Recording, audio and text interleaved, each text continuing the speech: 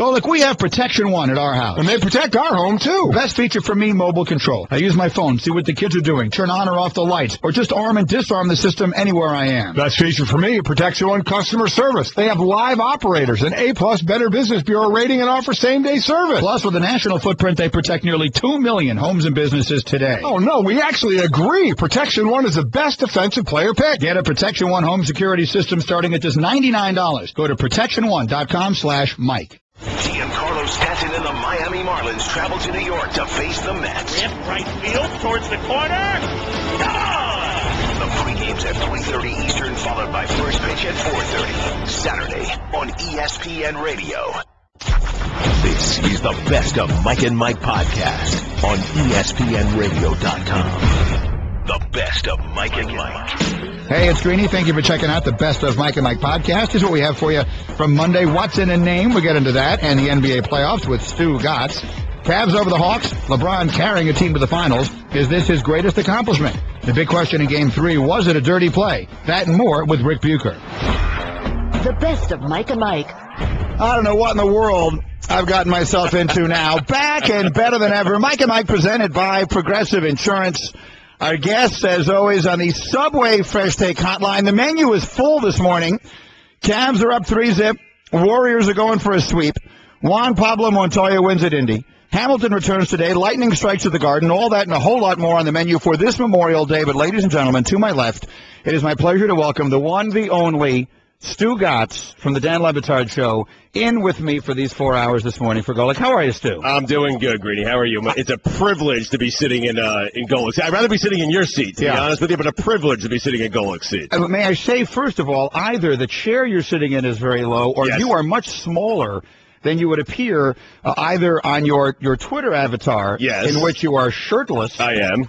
Or on the new simulcast on Fusion, in which you look a little bigger than... Right now, I can see my staff directly behind you. Right. Fully. I can see Patriot Ray over there in all of his glory, fresh from the parking lot yesterday, where he was campaigning in the Free Brady thing. That's what Ray was doing yesterday. So you've never felt taller, is what you're saying. Or I've never... People always say to me that I'm bigger than they think I'd be because I usually sit next to Golic, and he's so extraordinarily big.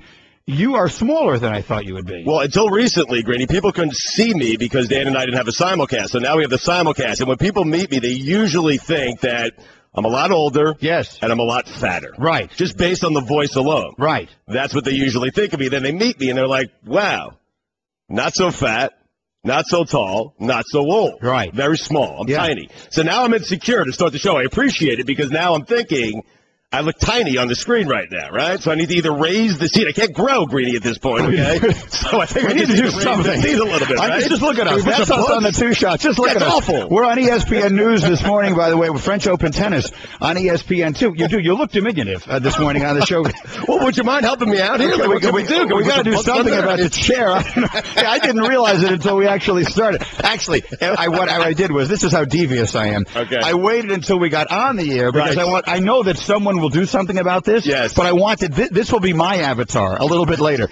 You shirtless is one thing. Me sitting here like your dad, I think, is going to wind up being my avatar. But don't think I didn't notice what you did, Greeny, because you and I have been sitting here for the last 5 to 6 minutes before we went on air here. At any point, you could have said, hey, Stu, you look really small in that chair. And I didn't. Thank you. No, I wanted to make sure, as I say, I wanted this visual at least once for the next time that word reaches me, Stugotz is making fun of you down there in Miami this morning. Right. At least I'll know, but I'm way bigger than he is, which is all that really matters. Okay, let's get to this. Artic looking to get it inbounds. Still looking from the corner. Gets it in. This is Mack with 8 seconds to go. Mack launches a three for the tie. He missed it. Rebound comes out to Millsap. Into the corner. Mack for the tie at the horn. He missed. The Cavaliers have won in overtime and have taken a commanding 3-0 lead in the Eastern Conference Finals. And so it was last night in Cleveland. The call right here on ESPN Radio as it comes to an end in all meaningful ways for the Atlanta Hawks, just as it had the night before for the Rockets in their building in Houston. At least the Hawks put up a fight last night, and they did it short-handed and short-footed in a variety of ways. We'll get to that side of it in just a moment. But here's the question I want to begin with today, Stu. And for those who follow Dan Le Batard's show and know Stu's perspective on things, I mean, you guys have this sort of hate watch factor you've got going on with LeBron and everything else that's happening here. So with that as the backdrop for the question, I ask you this. LeBron James led the Miami Heat to 4 consecutive NBA Finals, then comes back to his home in Cleveland. From the time that he left the Cavaliers, they were the worst team in the NBA for 4 years. They were as bad as you could possibly be. He now has them 1 win away from the NBA Finals on a team where they were supposed to be the big three. They are definitively now the big one. Kyrie Irving, when he has played in the playoffs, has been a shell of himself, hasn't played in the last 2 games. Kevin Love, as we know, has been out since the first round of the playoffs. He's carrying a team where his next best player is either the talented but limited Tristan Thompson, or the talented but, head casey kind of J.R. Smith. And he has them on the doorstep of an NBA Finals. So my question to you is that A, a testament to just how great LeBron James is, or is it B, a testament to just how weak the NBA's Eastern Conference is? Does it have to be an either-or? Can it be a combination of A and B? No. I mean, no, it can't be? It is obviously at least a little bit a combination of both. But if I'm asking you to lean one way or the other, the answer is? The answer is the greatness of LeBron James. I mean, it really is. I mean, Greeny, you think about taking a team who's been, as you just pointed out, one of the worst teams in the NBA the last 4 seasons after LeBron leaves, and then first season back with all of these injuries, regardless of who you're playing in the Eastern Conference, and it's been an easy path, We both agree that it's been an easy path. When you're playing in the Eastern Conference Finals and Shelvin Mack is giving you 28 minutes on the bench for the Hawks, it's kind of an easy path. Now, is that LeBron's fault? Some of the Hawks have gotten hurt here, so a lot of mitigating circumstances there, but I think it's a tribute, and I hate saying this, trust me, I hate saying this, but I think it's a tribute to LeBron's greatness and just how great he is. Remember when Jordan was playing back in the 80s and the 90s, and you'd say to yourself, hey, you can take Jordan off the Bulls, put him on just about any team, and that team would automatically become a contender, regardless of the pieces around him. You kind of get that feeling with LeBron, and you're seeing it play out right now. You take LeBron off of the Heat, put him on a team that's been dreadful for 4 years, and a year later, they're on the verge of playing in the NBA Finals. Well, look, here is the starting 5 on a team that is now 1 win away from sweeping the Eastern Conference Final. Aside from LeBron James, they started Tristan Thompson, Timothy Mozgov, Iman Shumpert, and Matthew Dellavedova. And a finals game last night and won. And they're on the verge of getting to the NBA Finals, a conference final game, and they're on the verge of getting to the NBA Finals. So that is what it is. If you took Steph Curry off the Warriors, and Steph Curry deserved to be the MVP, I didn't have a vote, but I said many times if I had a vote, I would have voted for him. He was as good the other night as you can possibly be. He's a magnificent player. But if you took him off the Warriors, and you took LeBron off the Cavs, and you had them play each other 100 times, Golden State would win 99, right? I mean, they're that much better without him than the Cavs are without LeBron. Especially now, look, this is a whole different situation if Kevin Love's shoulder is still in one place and Kyrie Irving, who, and you and I have had this little thing going back and forth about how good we think Kyrie Irving is and might eventually be. The biggest thing you have going in your favor on the knocking Irving side right now is the fragility. And the reality is he has not shown he can stay healthy through all those years when he was the only player on Cleveland. And now when his primary responsibility is to be the second best player on Cleveland, he's not out there. And as we always say, the most important ability is availability, and he has not shown that. So that's the major question mark. But LeBron James is about to take this cast, I hate to say it, but this cast basically of nobodies to the NBA Finals. He's about to sweep his way to the NBA Finals. Do you think this cast is worse than the cast he had before he left for Miami? The Mo Williams cast, the Larry Hughes cast? Because I believe that it is. Like, the fact that he's taking this team, regardless of who you're playing, Green, to the NBA Finals is absurd, and it is a tribute to his greatness. But you would agree this supporting cast is probably worse than the cast they had back, because you're taking Love and Kyrie out of the equation. Now, Kyrie's going to come back, obviously, at some point here. Love is not going to come back, but I think this supporting cast is better than that supporting cast. And I think your question about Steph Curry is an interesting one, because I think Golden State supporting cast would be Cleveland supporting cast 9 out of 10 times. I think the interesting thing when you do LeBron and Steph Curry is, if you took Klay Thompson, because Kevin Love is essentially the second or third best player on that Cavs team. You're kind of splitting hairs with him and Kyrie Irving. If you took Klay Thompson or Draymond Green off of the Golden State Warriors, would the Golden State Warriors make it to the NBA Finals? Because I'm not certain they would. So it's pretty amazing. Now, it's a tougher conference, Western Conference, But it is pretty amazing and a tribute to LeBron as far as what he is doing here, regardless of who they're playing. You got to give the guy some credit. So let's go back. We just pulled up last time LeBron James took an undermanned Cleveland Cavaliers team to the NBA Finals when he was just a kid. The best players on that team, remember Boobie Gibson, Daniel Boobie Gibson had a huge game shooting the ball that put them through Detroit and got them to the finals in that Game 6 win. They had Larry Hughes, they had Zydrunas Ilgauskas on that team. They had Damon Jones was a big shooter for them at that time. Sure was. That's it. Varejao was a young player on that team. They were a bad team. They were a bad team. I'm looking at over here. That was a bad team. Yes. And on they went to the Mo Williams, and that was it. They went to the NBA Finals with that group. Yeah, and now the group he's playing with right now. So when you take Kyrie out of the equation, I think the group he's playing with right now is actually worse than that group, as bad as it was.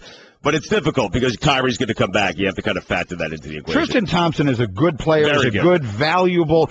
He's a good player when he's playing with LeBron James. You know who he reminds me of, a bit greedy? He reminds me because he's such a great rebounder. I think that's his strength. It's not scoring. He doesn't have much of an offensive game. He's a young player, so he'll develop that as time goes on.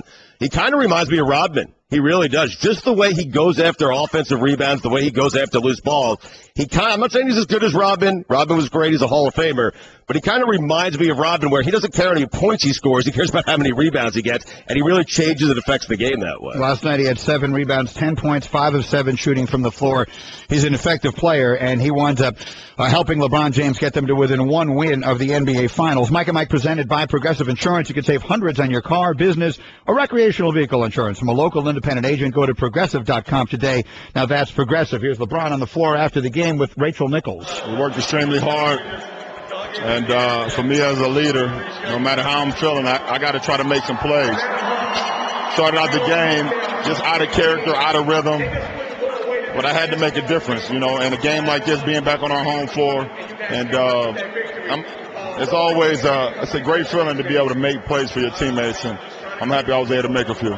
That's TNT again. Rachel Nichols with the on-the-floor interview with LeBron after it comes to an end. So what are we to say right now about LeBron James? Because, last night, I thought LeBron was very good. Yeah. He carried his team.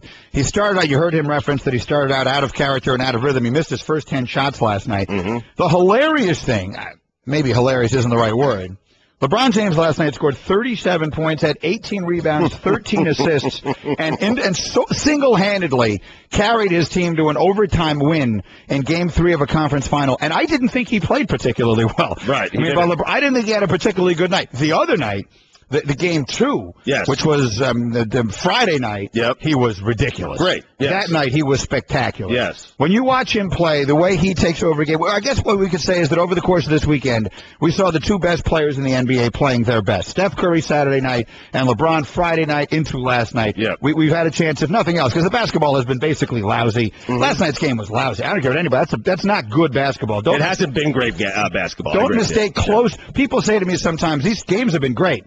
I thoroughly disagree. There have been some great finishes. Sure. We saw one after another. I called game and all that stuff. Mm-hmm. But do not mistake competitive, close finishes with good games. The games have not been good games. They haven't been good games. I mean, we're not talking Celtics-Lakers where they would both be, 110, 108, 125, 123 games like that. They have been close games. So at the very least, that's what you want to see in the playoffs. You want to see guys forced to make big shots in the postseason. It's interesting with LeBron because you're seeing – Greeny, I think you're seeing a different LeBron James with this Cavalier team than you saw with the Heat team. And I think that kind of factored into the reason he left Miami. Because down in Miami, they really want him playing power forward. They want him banging with the bigs down there. They wanted him being very physical.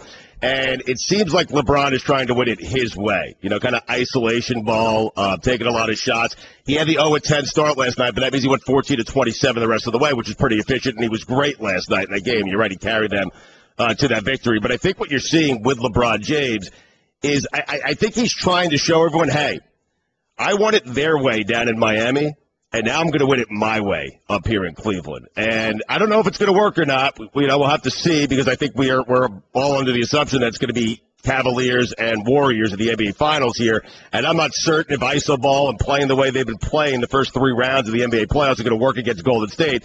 But it seems like LeBron is saying to himself, hey, and trying to convince everyone, hey, I'm going to try to win it this way now. Where I don't, because I think that's where the efficiency comes into play. The fact that he's not taking better shots. He's not taking shots closer to the rim. He's not taking shots in the paint. He was 1 of 6 from 3 last night. So some of that stuff wouldn't have happened down in Miami because Riley and Spoelstra would not have let it happen. They would tell him to get down in the paint and get some shots closer to the basket. So it's going to be interesting to see if he can pull this off. He's doing it against bad teams of the East. It's going to be interesting to see if he can continue to do this. If he can continue to be inefficient, right? And the Cavaliers still go on and beat Golden State. That, to me, is going to be the interesting thing moving forward. Can he play this inefficiently and still beat the Warriors? I'm not certain that he can. I would say I would bet you almost anything he wanted that he can't. Right. I can't see this team playing with Golden State. Golden State is legitimately good. Now, they were number 1 in the league in offense, and number 1 in the league in defense, and that's the part of it people forget about. Now, they've gotten... In some ways, they've gotten sort of a comparatively easy path. Memphis was a team that no one wanted to play, and they had a little bit of a tough time with Memphis. But the really interesting series I wanted to see was somewhere along the line, Golden State have to play either San Antonio or the Clippers. Right. And it was a shame those two teams wound up playing each other in the first round, and then the Clippers inexplicably give back a 3-1 lead and lose to Houston. I'm not saying the Clippers would have beaten Golden State, but that would have been a much better series than what they're playing right now. I'm not certain the Clippers don't beat Golden State, to be honest with you. And you're right, it is a shame we don't get to see Golden State play one of those two teams. I was looking forward to that series, to the Golden State and Clippers, and the Clippers kind of blew it there. Greeny, it's interesting, if they get to the NBA Finals, if both these teams get to the NBA Finals, the Warriors and the Cavaliers, you said I can't see Golden State, or I can't see Cleveland getting past Golden State. Man, the Cavaliers still have the best player on the court. I know Steph Curry, I know how great he is. But I think if you were to ask Steve Kerr, and he was hooked up to some sort of, lie detector or truth serum, okay, and he had to answer honestly, okay, and you asked him, hey, who do you want for the next 7 games potentially, LeBron James or Steph Curry? I think he'd take LeBron James. So I understand what you're saying. Team game, hard to see Golden State losing to the Cavaliers, especially as injured as Cleveland is right now. But Cleveland still goes out there every night. I think they go out there every night knowing we have the best player on the court. Yeah, but the Heat had that last year in the finals, too. I guess. The Spurs, he's the same guy. Right? Wasn't he the best player on the court last year? Yeah, he was the best player on the court. I think the difference is you had, with the Spurs, you had 2, 3, and 4. So you had the second, third, and fourth best player. Well, I think you have that with the Warriors, don't you? If Kyrie's healthy in that series, do you still have that? How healthy? That's really the question. That's the key, right? I saw that Broussard tweeted this yesterday, and then I picked up on it, and I was tweeting it as well, that there was no reason in the world to play Kyrie Irving. I saw that he was practicing and all that. There's no reason in the world to play him because they clearly can win this series without him. So in my opinion, your only chance, and I think your point is exactly right, your only chance of winning a championship is that he is himself, that he is able to be 90%, 85% of himself in the finals. And not just for one game, but for 4, 5, 6, or 7 games, whatever it is, they need him. The best chance they have of that is if he winds up getting 2.5 weeks off, which he might. Right. And then we'll see if that is enough for his knee to be back where it was. Now, they're talking about moving up. For those who have not been up late last night, they are talking about the possibility of moving up the start of the NBA Finals. The NBA Finals have long since been planned to start a week from Thursday, which is June 4th. You've seen the promos and everything else. It'll be on ABC, and those things get planned in advance, and there are a lot of different factors that go into that. You got hotels and people coming in from out of the country and whatever else the case may be. But it certainly is not without precedent that they would change the date on that. I've seen it. We've seen it. It's happened multiple times that they've moved up the start based upon scheduling. If Golden State wins tonight and Cleveland wins tomorrow, that's it. Yes. You could be, if you're the NBA, you cannot be dark for 9 days leading into your finals, can you? They have to move that. No. If I were them, I'd try and find a way to move it up to Sunday. They go on a Sunday, Tuesday, Thursday. Those are the 3 nights they play.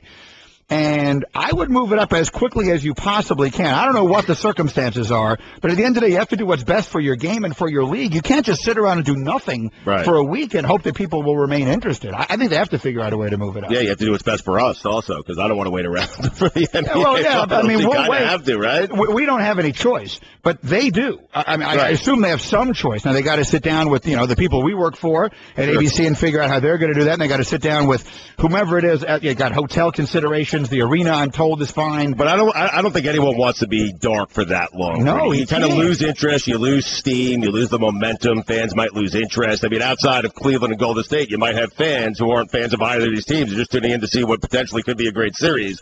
you might have them losing some interest. You can't be dark for that long. I'd love them. I think they would need not to be. Yes. I have to believe they'll try not to be. It may be impossible to move it up that much. At minimum, they should try and move it up 2 days. So you're going to have somewhat of a long layoff here, assuming that both these series get wrapped up tonight and tomorrow. You'll have somewhat of a long layoff. But if I tell you that Kyrie Irving headed into the finals, Greeny, is, let's just say he's 85%, okay? 85%.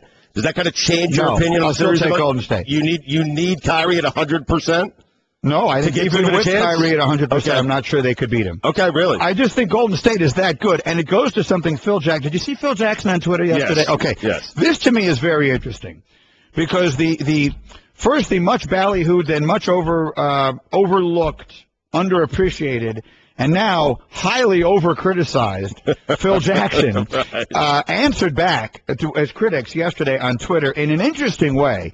And I want to get to that. There's so much to get to this morning on this Memorial Day. First and foremost, we thank everyone for starting this holiday morning with us. Mike and Mike, Greeny and Stugotz, who's in from the Dan Le Batard Show. To all the families out there of those in the military who paid the ultimate price defending our country, for whom this day is, I mean, we should do this every single day, but certainly on this day, we hope this day is special for you in whatever way you want it to be. And again, if you've chosen to start it with us, we're grateful for that. The best of Mike and Mike. Mike and Mike. Guys, when you buy your clothes at DXL, you look good. But you feel like a rock star. So if you want to look and feel like you'll find all the brands you love, waist size 38 and up, all in one awesome store.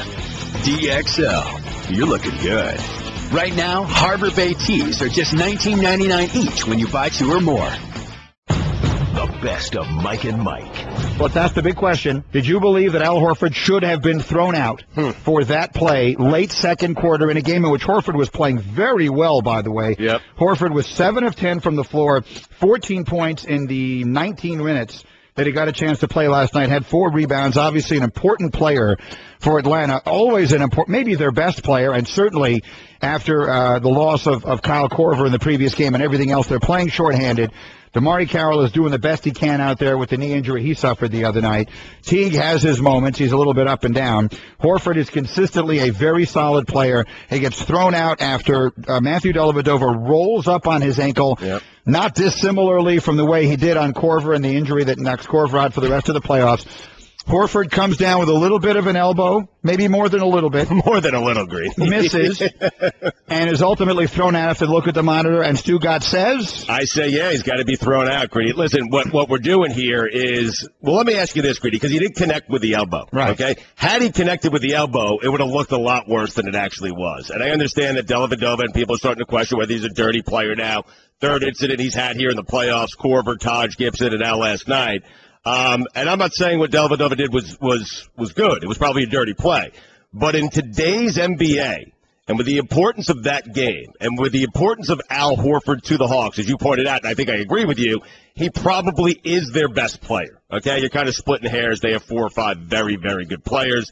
Al Horford needs to know better. I mean, in a game where your season's on the line, and as dirty as that play may have been, Greeny, you can't come down with an atomic WWF-style elbow on Dellavedova, because if he connects, that looks a lot worse, and we're not having any sort of debate as to whether or not Horford should have been thrown out of last night's game. The fact of the matter is he didn't connect, and therefore there is a debate. But had he connected, that would have looked really bad. The loss of Horford winds up showing itself in a big way on the defensive side of the floor as well. In the first half, with Horford on the floor, the Cavaliers shot 30% in the paint. In the second half, they shot 63% in the paint. So obviously the absence of Horford is a major factor. Here's what I think. Okay. I think that sometimes I understand what you're saying, but there's 2 mitigating factors. One of them is you have to understand the circumstances. Right. All right? This is the conference final. This is a team on its last breath. In my opinion, you got to do more than that to get yourself thrown out of that game in that spot. If that's a Tuesday night in February in Atlanta, does Horford get thrown out of that game? Yes, and I have no problem with it. In the conference finals, in my opinion, you got to do more than that to get yourself thrown out. That may sound illogical, but that's what I think. I think you just basically took a team's chance of winning away after, which gets to my second point. I'm a little tired of Matthew Dellavedova rolling into people's legs and then getting up wondering why everyone's so aggravated at him. You know, I mean, at the end of the day, he's now knocked 3 people out of games in 3 different ways, I suppose, with that kind of stuff. And you might say, well, he's just throwing his body around out there. Well, you know what? There's a big difference between playing hard and playing recklessly. And when you play recklessly, you are putting other people in jeopardy. He knocked Kyle Korver out of the playoffs with a rolling block into the side of his leg. Right. And he was probably fairly close to doing the same thing to Horford yesterday. And Horford reacts instinctively, angrily, and inappropriately. I grant you, inappropriately. He shouldn't have reacted the way he did. I can't say that it's anyone's fault primarily but his that he got thrown out, because he put himself in a position where they could make the decision to throw him out. In my opinion, they shouldn't have, because of the 2 mitigating circumstances. A, these are the most important games of the year. I think you got to err on the side of not throwing the guy out. Right. If it's 51-49, I'm leaving the guy in the game. And the second is, at some point, someone's got to tell Matthew Dellavedova, it's terrific that you're playing so hard. Stop rolling up on people's legs. I agree with you on Dellavedova, but Greeny, it's kind of, and I'm certain you've had this conversation with Golic before. I know I've had it with Dan on my show before. Do you referee the game the same way? Do you referee a Tuesday night against Minnesota regular season the same way you would Eastern Conference Finals Game 4, okay? Do you want my answer? Yeah. Absolutely not. You do not referee them the same way. No. You referee them differently. Yes, because they're not.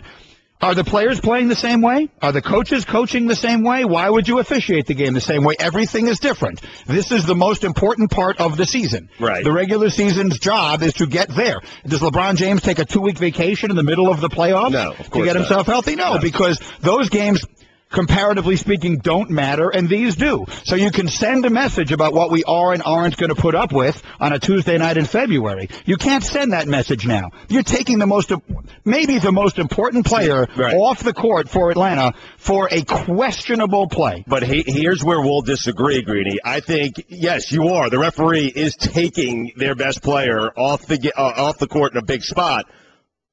Is it the referee taking the player off the court in a big spot, or is it Al Horford enabling the referee to take him off in a big spot? Because if Al Horford doesn't do that, there's no decision to be made, okay? And I think you said this, and I think it was a pretty good comment by you, where Al Horford, just by his actions, Greeny, forces the referee to make a decision. Correct. And that's a decision that they made last night. I don't have a problem with it. I'm telling you, we're not having a conversation today if that elbow connects with Dellavedova's head. Like, it would have been a violent collision. It would not have looked good, and I don't think we're having that conversation today. I think we're all agreeing, yeah, Al Horford, I think we're kind of playing the result. And Lord knows I play the result all the time. We all do, okay? Right. But and they officiate to the result, by the way. Yes. There are a lot of moments that are officiated by the result. We see guys get suspended or dealt with more harshly because the guy does get hurt in the play, as opposed to how you wouldn't have if he hadn't gotten But hurt. I also think that you and I grew up at a time where we were watching the Celtics, and we were watching the Pistons, and we were watching some of those teams, and it was a different NBA back then, a more physical NBA back then, and they allowed players to get away with more than they do now. And Al Horford, I guess that's my larger point, Greeny. Al Horford needs to know, in today's NBA, what he did last night, there's a good chance that's going to get him thrown out of the basketball game. Yes. Therefore, just don't do it. He has no one to blame but himself. I think he said that after the game. He did. And I have him. Let's play that. Here's a little bit of Al Horford after. You'll hear some of the questions in here. I liked a little bit of this interview. Here's a chunk of Al Horford in the locker room last night after his team goes down 3-0. I did think he went at me, but I should have handled it better. Shouldn't have got caught up in that. And, it's something that I'll definitely learn from. Was there residual anger, disappointment from the way Kyle went out the previous game, also with a Dellavedova collision? Yeah, I mean, you're always upset when you lose one of your teammates. And, it's the chippiness of it. I mean, he's a player that plays hard. But there's got to be a line at some point. Again, I was in that position. I should have handled it better. Do you think he's a dirty player? He plays hard. He's a player that plays hard. He's a competitor. We're out there competing. But he's got to learn. I mean, he's only been in this year for a couple of years or whatever, but he's got to learn that, at the end of the day, it's a big brotherhood here. Guys look out for each other, and And I don't think that it was malicious, but he's got to learn. So that's Al Horford handling it very well, I thought, after the game. And I happen to like Al Horford a lot. He's a good player. He's an underappreciated player. You got a big smile on your face. Well, because I don't feel like Al Horford really answered any of those questions there. I feel like he played both. Well, I don't think he wanted to say what he wanted to say. Is he a dirty player? Yes. See, there's a line between being a dirty player and playing recklessly. I don't think that Dellavedova says to himself, I'm going to throw myself around out there hoping to hurt someone. Right. That's a dirty player. Mm-hmm. But then there's, I'm going to throw myself around out there because that's the way I can make it in this league as this little tiny person that I am. Right. And if someone gets hurt, well, so be it. I got to find my spot in the league. And look, if I was in his position, maybe I'd do the same thing. But then every once in a while, Al Horford is going to land on me with his elbow out because he's going to be aggravated that you're dangerously close to my knee on the side of my leg, and that's a dangerous circumstance for him. So I understand why Horford, I'm not fully defending Horford, but I understand why he reacted the way he did. And in my opinion, they should not have thrown him out of the game last night. Okay, yeah, and I think they should have. Listen, he's one of those annoying players, Greeny. Like, that's it. He's one of, like the fly right next to you. There's right parenthetically, for those watching, we're on ESPN. Dellavedova of the Mike and Mike show. There is a fly in the studio, which is extremely aggravating. Right. I mean, I think you want some chopsticks? No, like Miyagi or Ralph go ahead. Macchio? Here we're going. It's interesting because he's one of those annoying players, Greeny. He's just one of those players that gets under your skin. So whether you go out and play in a rec league, whether you go out and play in the park on Sunday, whether you go to the Y and play basketball, whether it's college basketball, high school basketball, NBA basketball, you're going to have players like that, right? That just annoy you, that try to get under your skin, that are scrappy, that are diving all over the floor. And I guess what I'm saying, and I'm with you, because Al Horford is a good player. He's a smart player. He's a mature guy. That's why, and we've had Al Horford on our show several times in the afternoon. He is all of those things, Greeny, okay? That's why I was so surprised to see how Al Horford reacted. He knew the moment, he knew what was at stake, and he knew he was giving the referees the option of throwing him out of the game last night. And as much as that guy, listen, it's one thing for me if you get under my skin to try to throw an elbow at you out of the park on a Sunday morning. It's another thing for a professional and a veteran and an all-star like Al Horford to do it. Yes, those things are going to happen, but if you're Al Horford, you need to know better, and you need to not give the referee an option to throw you out of a big game in a big spot. Mike and Mike. Stugotz from the Dan Le Batard Show is in for Golic today. Now, to be clear, that's not your actual name. Your name is not Stu, and your last name is not Gotz. No, and what is your actual name? Well, my real name is John. Right. Last name is Weiner. Okay. So on the name front, I haven't done very well. In fact, I think Stugotz is actually a better name than my original name of John Weiner. So, but it is Stugotz. We laugh on our show where I think you, like, it's just one word, Stugotz. And the way you say it, the way you pronounce it in the promos that you did on Friday and stuff, you kind of have it split up where Stu is my first name and Gotz is my last name. Right. I think for a while you thought that was my actual real name. Well, I know that there is another meaning to the term, but the point, yes, I did. I thought that you were, that sort of the joke was that you were for the purpose of this, because I'm calling you Stu. Yes. People call you Stu? My kids call me Stu.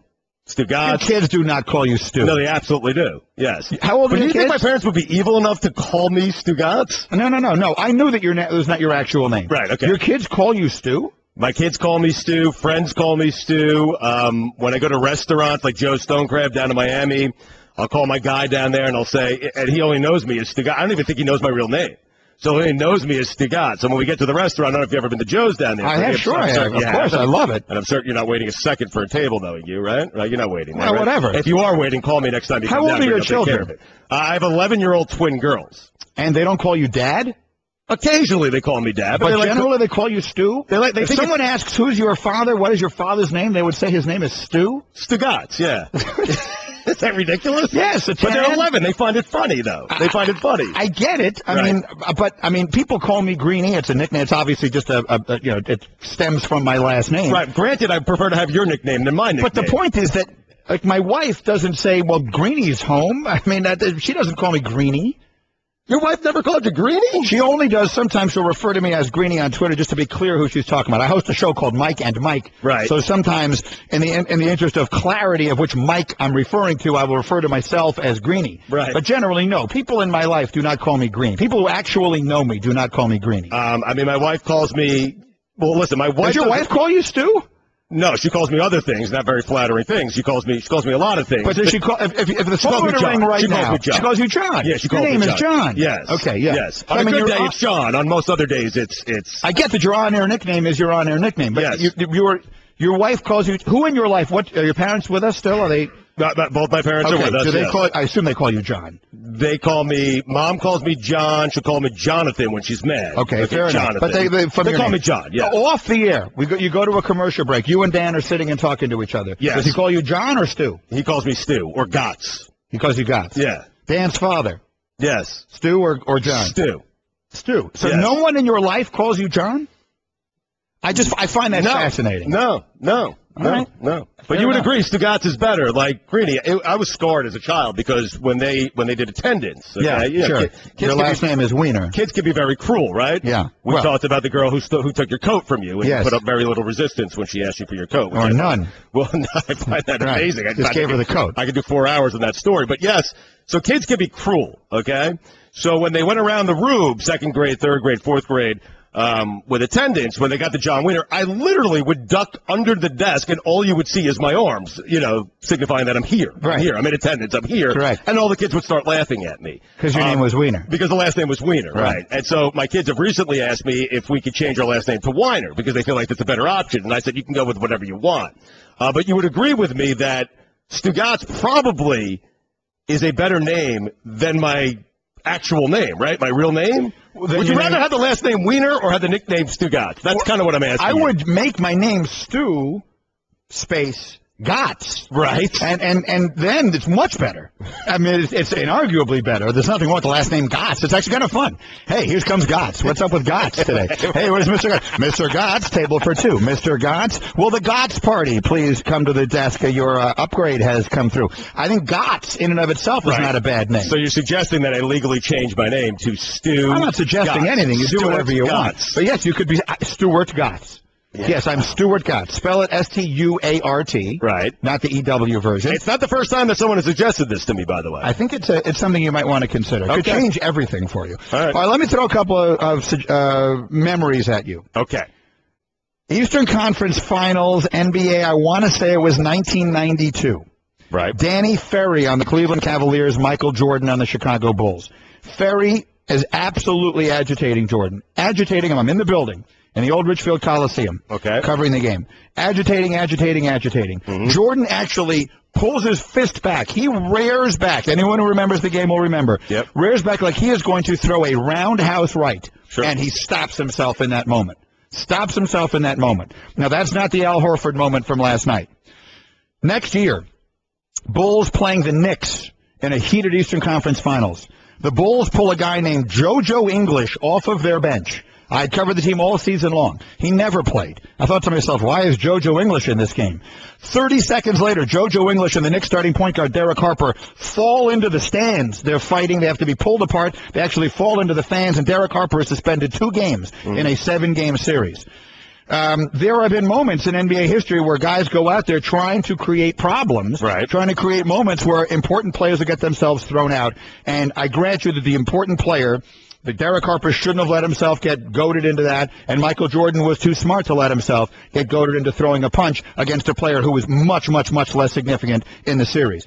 I'm not saying that's what was going on there last night. I don't believe Dellavedova was making an effort to go after him. My point is, throughout history, that has been a strategy in basketball.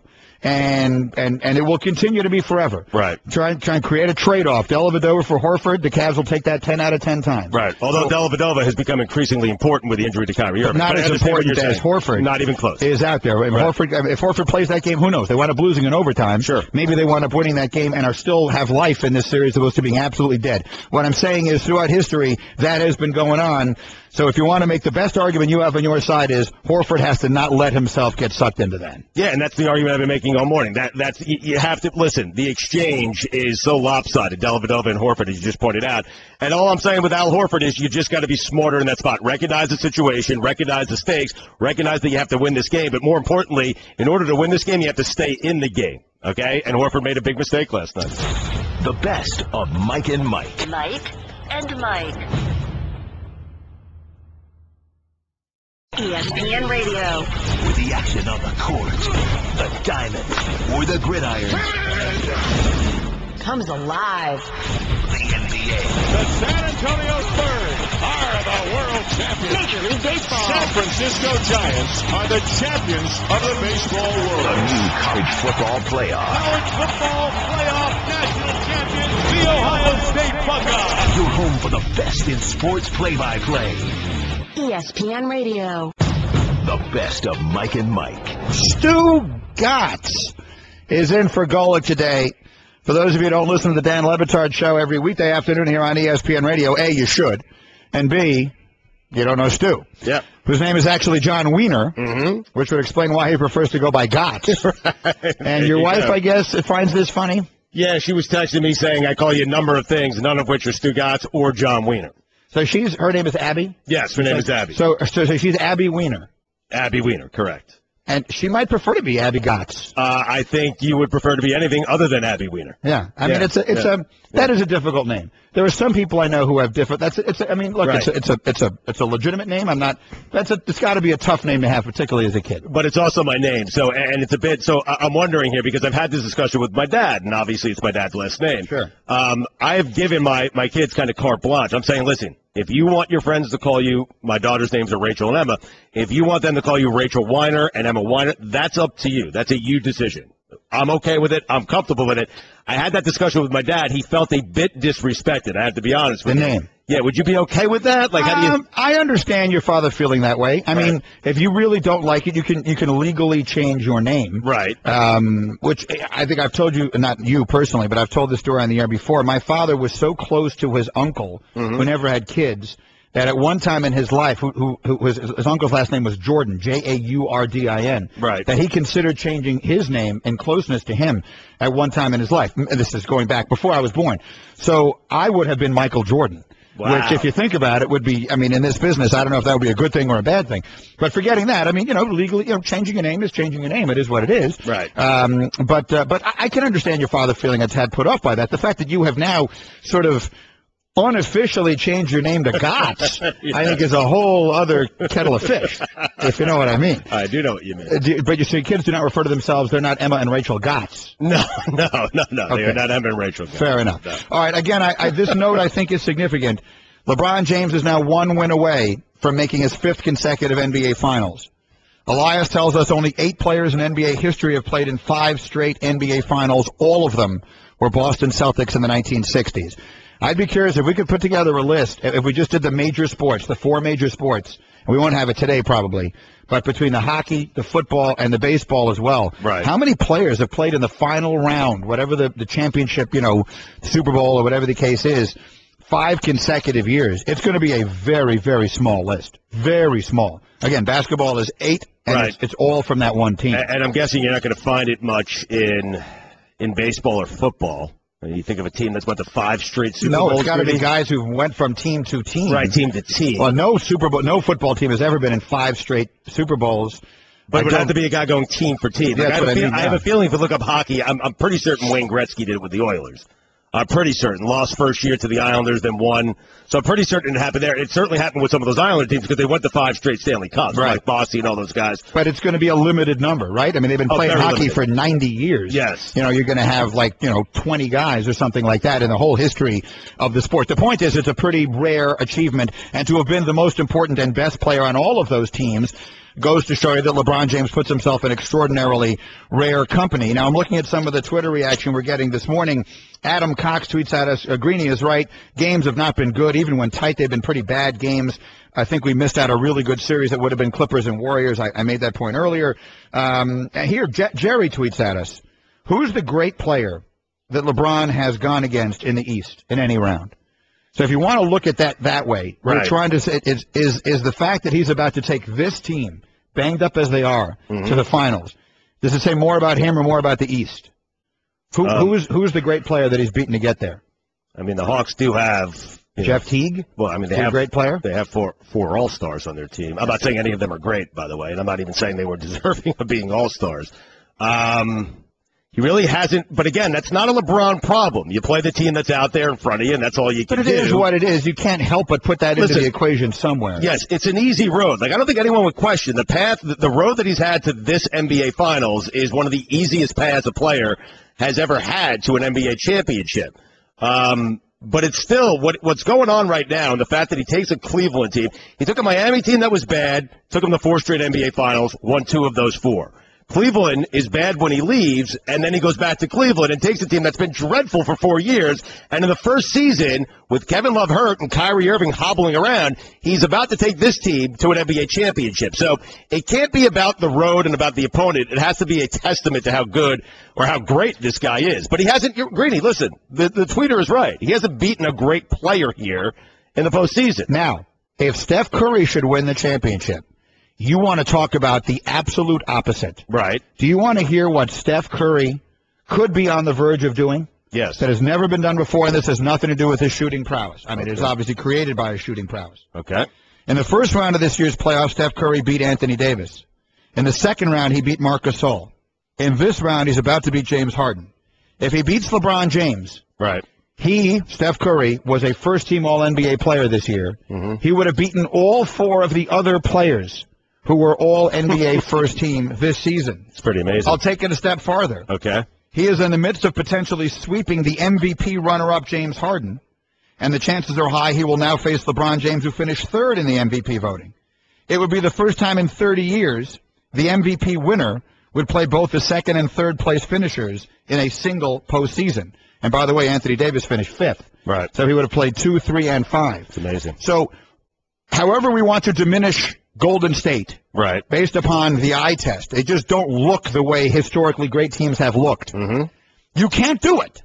They played in the stacked Western Conference. They won 67 games. They have steamrolled through a Western Conference playoffs that we thought were going to be the barn burner to end all barn burners. And he has beaten, if he wins this thing, every single other great player in the league to do it. Yes. You can't take anything away from Curry or from the Warriors. If they win, it is one of the greatest seasons, and his is one of the greatest seasons in NBA history. But you know what he didn't do? And we alluded to this earlier, and it's a shame that the 2 teams had to play each other in the opening round. He didn't have to face the Clippers or the Spurs. And I think those were probably, as good as the West is, Greeny, I think those 2 teams were probably the teams that presented the biggest problems in terms of matchups, in terms of teams who have won before, especially in the case of the San Antonio Spurs. You know, it kind of stinks, right, doesn't it, that we didn't get to see Golden State play one of those 2 teams. You would rather have seen Golden State and the Clippers in the Western Conference Finals than what we're seeing right now. Right? I would have. If you can argue against Golden State, but I mean, look, the Rockets beat the. What do you want to do? I mean, the Rockets beat the Clippers. It's what happened. Yep. And so it's not like there wasn't another great team out there. Sure. The great teams didn't make it that far. In the East, there wasn't another great team out there. Right. I mean, this Atlanta team was the one team with a better record than Cleveland, and they are a shell of themselves. And frankly, for the last 2-3 months of the season, they weren't the team that they were. Now, how much of that goes back to the loss of Thabo Sefolosha under non-basketball circumstances? Because he'd be guarding LeBron James. He would be one of the guys guarding LeBron James, yes. Absolutely. Yeah. They were never the same team, really, from when he went down. We all... You know, the circumstances there with the police and everything else, totally different. It wasn't a basketball thing. Right. Either way, they lose him. Down he goes. They have him in the same sense. They've got a bunch of injuries. Who else was even good? That Chicago team? Well, I don't know. I was going to ask you, do you consider Jimmy Butler and Derrick Rose to be stars? That was a pretty good team. Pau Gasol. Greeny, listen, after Derrick Rose hit that shot, there were a lot of people thinking, myself included, like, wow, the Bulls are going to win this series. They got a shot at winning this series. And then Pau Gasol didn't play 2 days later, and that was the end of that. I mean, look, both teams have had sort of a fortunate road to get where they're about to get. And I'm really hopeful that when they meet, will get pushed up. They will push up the start of the NBA Finals from next Thursday to next Tuesday to get this thing started earlier. But it's kind of balanced out, right? Like, yeah, we all agree it's been an easy road for the Cavaliers, but it's kind of balanced out when you consider that, you know, in fairness to the Cavs here, they lost Kevin Love. They lost Kevin Love for the playoffs. Mm-hmm. They beat the Bulls without Kevin Love. They're about to sweep the Hawks without Kevin Love, and they're about to beat the Hawks without Kyrie Irving. Like, it's kind of balanced out here. That's why I view it as a testament to how great LeBron James is, because he's lost pieces too. He himself is hobbling. He'll remind you of it every time he's asked that he's hobbling, that he's not feeling right, and then go out and give you 38, 15, and 12 assists or whatever he did last night, one of the great stat lines we'll ever see in NBA playoff history. But he's hobbling. He lost Kyrie, or at least he's lost Kyrie in the short term, and he lost Kevin Love. So this easy path that we're talking about, it's kind of balanced out by the fact, yes, there have been injuries to the Hawks. Yes, Pau Gasol was hurt. But LeBron lost maybe his most important teammate, and his second most important teammate, depending on how you want to do it, Kyrie Irving's been hobbled for most of the playoffs here. So it's kind of balanced itself out. It is a testament to the greatness of LeBron James. There's no question about it. Because if you left Irving and Love, yes, and you took LeBron off the team at the end of the Boston series, they're not playing anymore. Well, do a Golden State. Take Klay Thompson and Draymond Green off that team. I don't think they're getting into the NBA. Listen, what LeBron's doing, if Steph Curry were to do the same thing, Greeny, and it's an interesting debate as far as who would you take in the NBA Finals for a 7-game series right now. Would you take Steph or would you take LeBron? It is? I think because I would take LeBron. Oh, yeah. I don't even think it's a debate. I think Steve Kerr would take LeBron.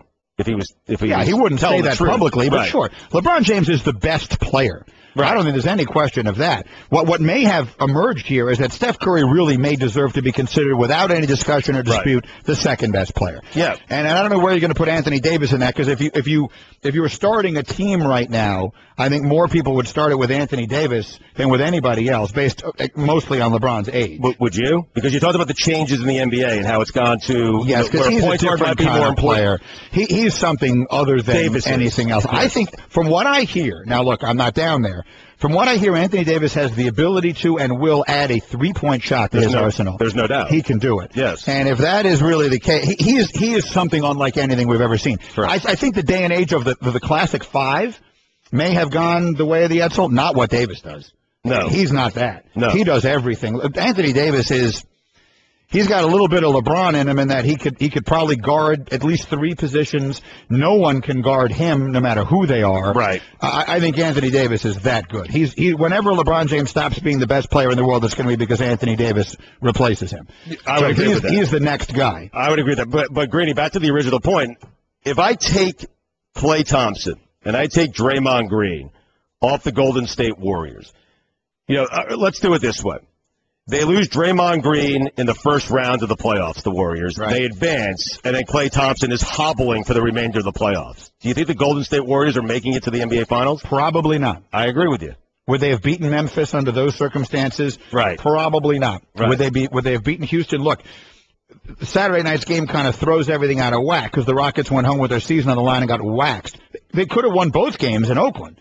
They certainly could have won the second game. I mean, they got Harden racing down the court, with a chance to win that game in that spot. So they certainly could have won that game. Those games were close enough that if you didn't have one or certainly 2 of the Warriors' best players, you figure maybe on the other side, Houston wins some games. So, yes, I think possibly. Now, here's a good question. Okay. Take those 2 guys off of that team. Right. Would they win the East? Take Draymond Green and Klay Thompson off the Warriors, and put them in the East, do they win that? Well, I think no. Well, they're probably still playing. If you take those 2 guys off, they lose to Cleveland. Right, they're playing the Cavaliers in the Eastern Conference Finals. They're going to beat the Cavaliers. I think they're going to win the championship. But I think if the Cavaliers were fully healthy, the Cavaliers would beat them. I would take Cleveland right now. If they had Love and Irving at his best, I think they would win. I think if Golden State's in the East, you take those 2 guys off of it. Yeah, I think they're probably losing to Cleveland in the Eastern Conference Finals. Listen, for as bad as these playoffs have been, because I agree with you, there's been some great moments. You've had the Pierce finishes for the Wizards. The games have been lousy. The games have been lousy for the most part. And for me personally, as a fan, I kind of enjoy, like AFC, NFC Championship Sunday, I enjoy that more than the Super Bowl. I enjoy the Final 4 games more than I enjoy the actual championship game. I enjoy the Eastern Conference Finals and the Western Conference Finals most of the times more than the NBA Finals. But these 2 series have been awful. The basketball hasn't been very good. But at least I think we all agree that there's something really special to look forward to, right? Curry versus LeBron is going to be special. I mean, I know you think that the Golden State Warriors will probably win that series at 5 or 6 games. I happen to think it will be a lot closer. And what happened, I would probably pick the Cavaliers to win that series, because on a sport where you can only play 5 at a time, the Cavaliers will have the best player on the court. And if these series wraps up, both these series wrap up tonight and tomorrow, you'll essentially have, at the very least, a week off. So Kyrie gets a week to kind of get himself healthy. But we do have something special to look forward to, right? Like Curry and LeBron it seems like it could be special and historic in a way. Agreed. And it has great historical significance. And I do think that it has a chance to be really good. I think that the competitiveness of the series will hinge on the knee of Kyrie Irving. which is to say if he's healthy enough to be a really significant – look, if they're going in there to play Golden State with Matthew Dellavedova, Iman Shumpert, Timothy Mozgov, Tristan Thompson, and J.R. Smith. They're getting blown out? No disrespect to those guys. They're all role players. Right. They're all role players. You can't beat a great team with one player and a bunch of role players. You need one other really good player. Golden State has a bunch of really good players. Draymond Green is a guy who is going to be a star. I mean, he is a star. Well, he's a significant player. Is he restricted?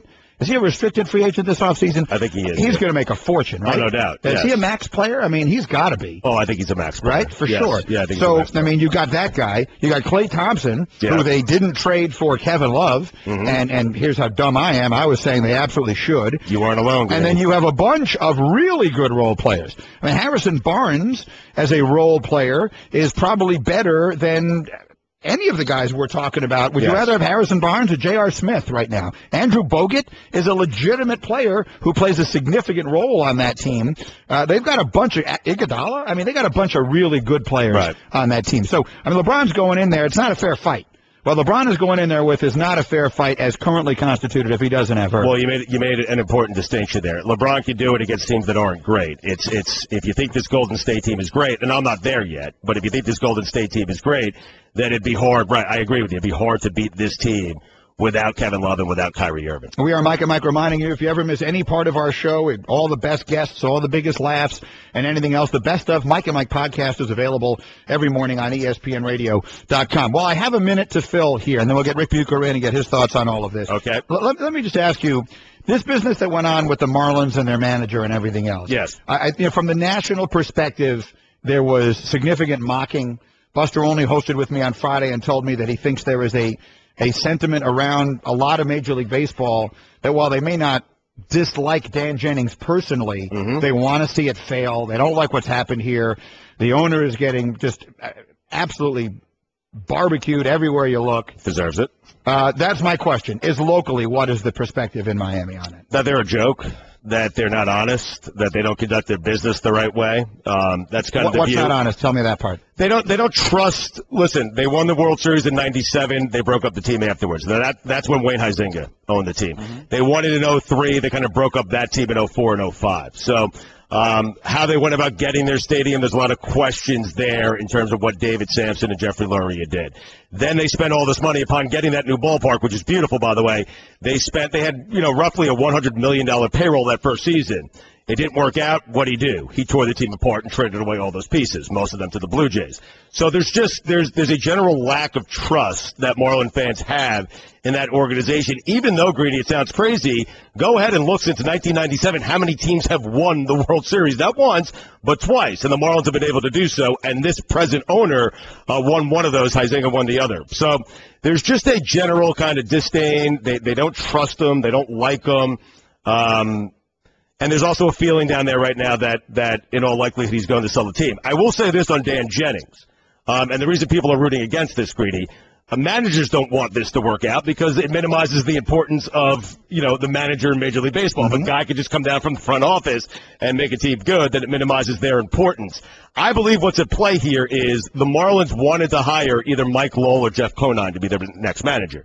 And both those guys are so close with Mike Redmond. Very tight. Very good friends, that neither of them wanted to kind of take the job when Mike Redmond had been let go. So they figured, hey, we'll hire one of these two guys to be our manager next season.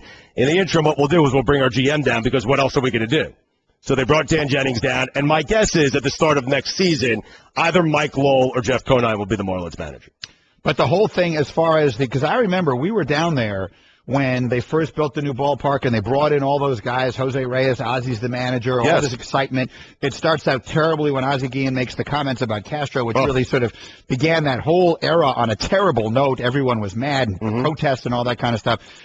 And I remember thinking to myself, this is the one shot that the sport has of really making it in this market, which they've always struggled to do. Right. And the fact that it has gone so completely sideways, does that – I hate to ask the question even this way. Does it sort of hammer a nail in the coffin of the sport really working in Florida for the first time? No, because really what Miami is, what Florida is, it's an event town. I mean, that's what it is. So if the Marlins – listen, I've been to games, Greeny, where they're competing for a while back in '03. in September, competing for a wild card spot. They're playing the Phillies, another team who was contending that year for the wild card. I went out to the stadium. There were 12,000 people there. Now, they made it to the playoffs, so you fast forward a couple of weeks, a month later, there were 70,000 people at the NLCS games and at the World Series. They were playing in a football stadium at the time, so they opened up all the seats. Miami's just an event town, and if the Marlins get good again and they get hot and they make it to the playoffs, then that place will be sold out. It will be packed. The television ratings are usually good in Miami for baseball, so I don't think it's a coffin on baseball. I just think baseball is one of those things where you're never going to sell out on a night-to-night basis in Miami. It's not going to happen. If, Dontrelle Willis was the closest thing that they had to kind of selling out every time he started. Alex Fernandez, who's Cuban, didn't do it. Jose Fernandez, who was Cuban, he didn't do it, and he's not going to do it when he comes back. It's just an event-driven town. So when they're good again, in the playoffs, late in the regular season, going into the playoffs, then the people will come. But the reality is they're not right now, and no one's going to show up to them. What if they had a Stugotz bobblehead night? Would that encourage people to come through the turnstiles? They actually had they did have some sort of night there, and I went to the game, and I went with my kids, and they put me on the Jumbotron, and I had a Met jersey on. That had to be a good moment. Oh, it was an embarrassing moment. That had to be. Yes. So, but they put you on the Jumbotron knowing you were wearing a Met jersey? I think they put me on. Yeah, I had a Mets. It wasn't a jersey. I don't wear jersey. I'm not the jersey guy. So I had a Mets T-shirt on. Okay. Mm-hmm. And so it was me and one of my kids, and they put me up on the Jumbotron. Yeah, I think they were doing it purposely. They put me up on the Jumbotron, me and my kid, and it said Stugotz across the Jumbotron, and there I was at a Marlins game wearing a Mets shirt. And the Mets weren't even playing the Marlins that day. So I'm looking at some of the numbers here, actually, as you're talking. I seem distracted. Barry Stanton is sending me a bunch of teams that made 5 consecutive championships and some individual players who may have done it. Again, 5 consecutive championship rounds. LeBron James about to join extraordinarily rare company in the history of American professional sports as an individual player playing in 5 consecutive championship series or rounds. The best of Mike and Mike. Mike and Mike. Let's bring in Mr. Bucher, party of one, on the Subway Fresh Take Hotline. Ric Bucher from Bleacher Report and Sirius XM and all sorts of other things. How are you, Rick? I'm good, guys. How are you? We are well. Let's just start without influencing the jury and just ask straight up. Did you think that Al Horford should have gotten thrown out of the game last night when he did? No. I don't think that he should have. I didn't think Taj Gibson should have. And I'm surprised by how they've been adjudicating Matthew Dellavedova. We've all played in games where you have that clumsy guy who always their body's around injured anytime he plays. So we're playing pickup or we're playing amateur, and so you just look at it and you go, well, you get mad at him. You might not pick him the next time you play, but you don't, or you stay away from him, but you don't think that there's purposeful intent in it. And I don't know what Dellavedova's intent is, but it just seems like whether it's Kyle Korver, whether it's Taj Gibson, whether it's Al Horford, at some point you look at it and say, okay, there's something going on because guys are always being put physically in harm's way when this guy's nearby. Rick, I don't know the intent either. I do know Finally, someone who makes some sense. I've been looking for a friend on this all morning long, Buke, and I'm glad that you have stood up. It only took you 3.5 hours there, Greeny. What's interesting, Rick, is I kind of feel like there's some result playing going on there because the intent of Al Horford was to throw an elbow at Dellavedova's head, and he kind of missed him. He got him a little bit. He grazed him. But had he got him with the kind of force that I think he intended to get him with, I think we probably are all having – well, I think you and Greeny probably have a different opinion as to whether Al Horford should have been thrown out of last night's game. The fact of the matter is he kind of grazed him, he kind of missed. But if he hits him with full force, full contact, I think we're probably all agreeing today that, yeah, he should have been thrown out. Okay, but now we're adjudicating Al Horford on intent. Right. That he was trying to hit him with an elbow and just missed, as opposed to he's landing awkwardly and the guy who nearly took his knee out is underneath him, so I'm going to be a little careless with my body, but he didn't hit him with an elbow. So now we're going to throw him out because he almost did, and we think that maybe he tried, as opposed to Dellavedova, who, and I'll go back, I hate to bring him up, but I'll go all the way back to Chicago. I know that he leg locked, I know that he ankle clamped Taj Gibson. Taj Gibson is thrown out for supposedly trying to kick him when I can look at it and say he's trying to get his foot free of an ankle clamp. And how now I don't know what, again, Dellavedova's intent there was. I don't know. I can say that the reason that Taj kicked him was because he was trying to get his foot free.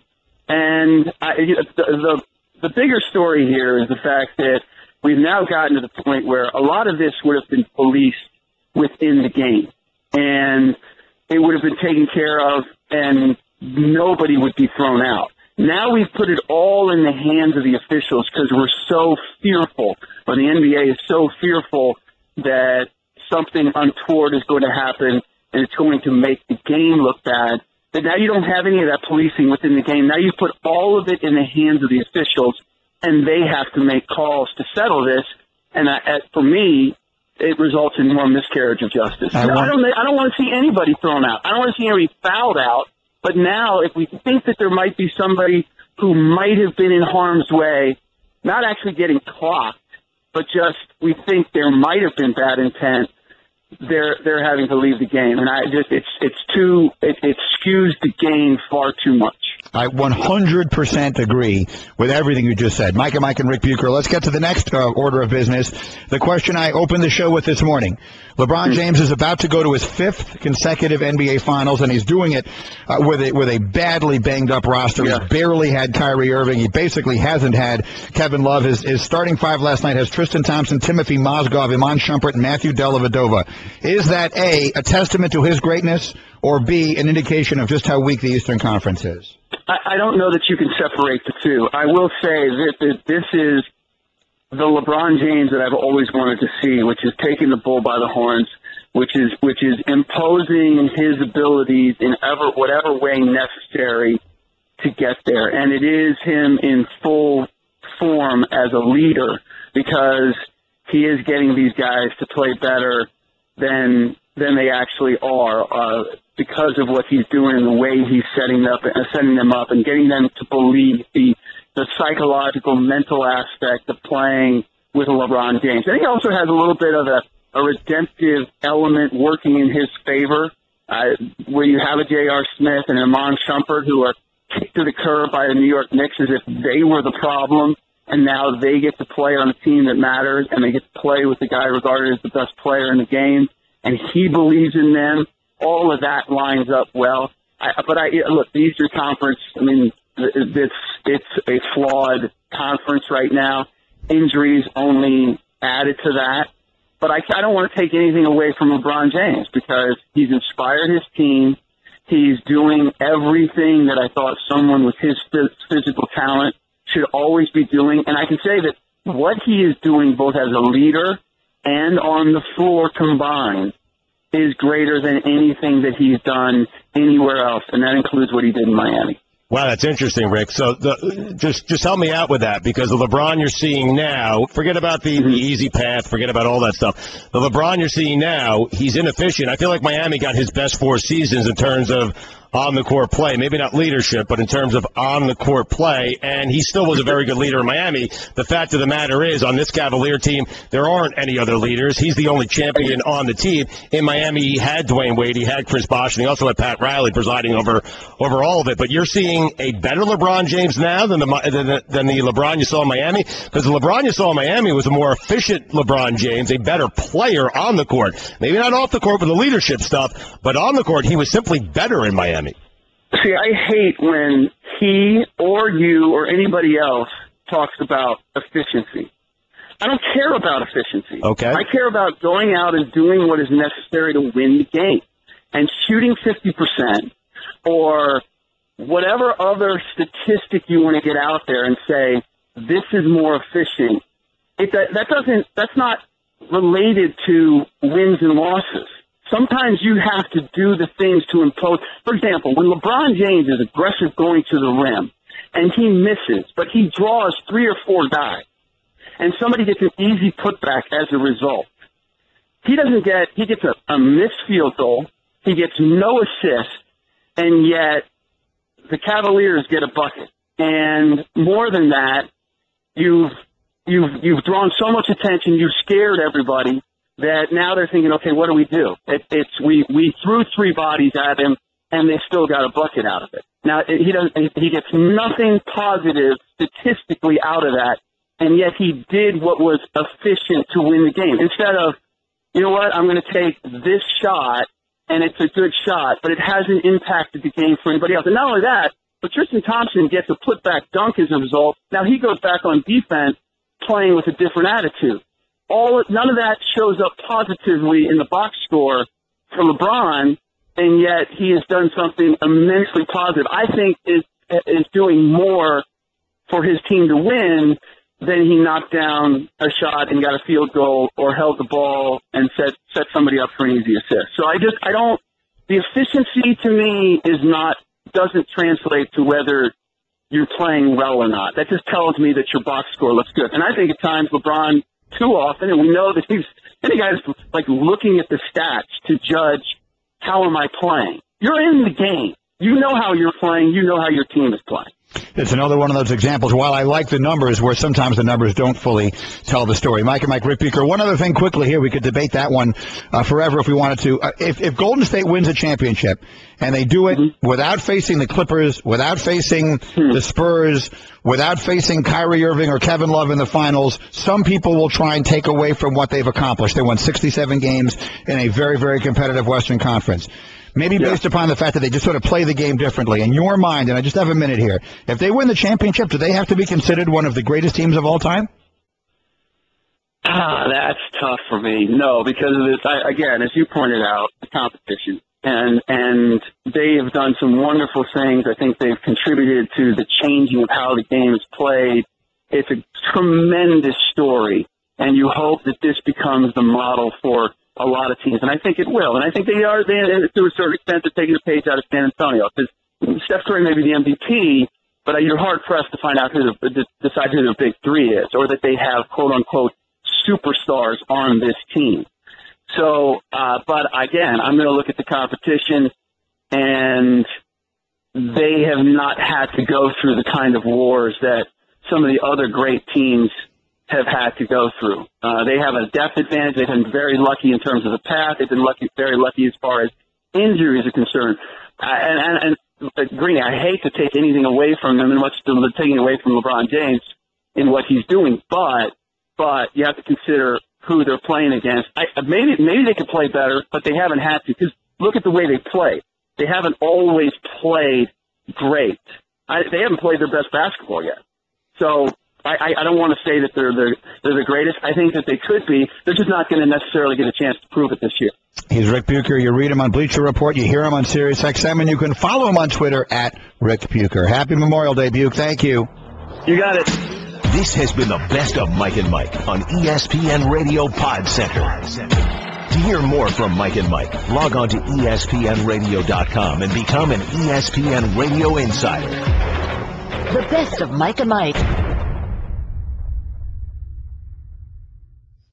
Greeny, good news. You're in the family, bud. What? The family? Yeah, my sausage family. You know, the friends, neighbors, and radio co-host I invite over whenever I cook juicy Johnsonville brats. Oh, that's very sweet. I'm part of your family now? Yeah, you are. Well, my sausage family. It's kind of like family. Means I can ask you for favors or money, or, if I need a place to crash or someone to wash my car or something like that. Okay, well, that's interesting. Yeah, but it doesn't mean you're entitled to any inheritance or the use of my pool or my car or crashing at my place. I mean, that's strictly for real family, I'm starting to wonder what's in this for me. Well, the juicy brats for starters. And, you get to wash my car whenever you want. Or lend me money, no questions asked. Or you get to have me crash on your couch for free. Oh, yeah, I guess that's a pretty good deal. Great. Welcome to the sausage family, bud. At Johnsonville, we don't make sausage. We make family and sausage.